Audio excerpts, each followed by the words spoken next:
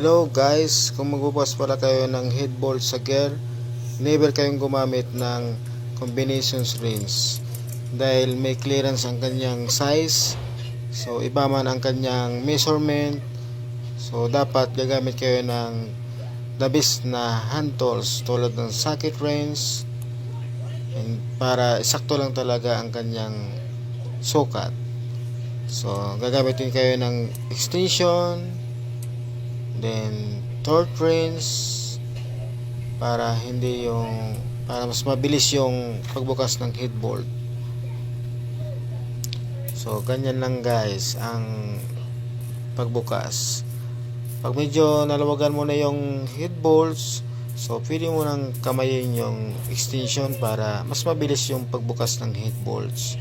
So ganyan lang guys para mas mabilis. And then salamat guys.